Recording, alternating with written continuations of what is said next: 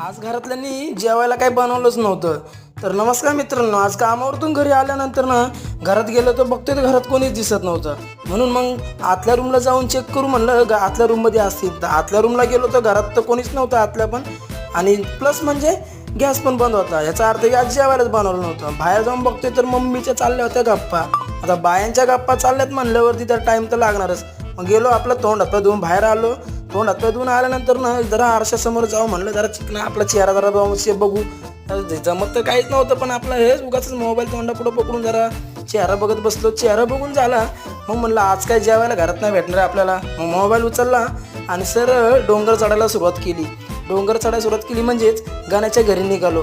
आणि मग थोड्या वेळामध्ये जिना चढून मी पोचलो गाण्याच्या घरी. गाण्याच्या घरी गेल्यानंतर मी तिथं शिव्या गाण्या बसलेच होते. तोच IPLची मॅच लावली आणि तीच गाण्याची रिॲक्शन. अयो कत्तर नाही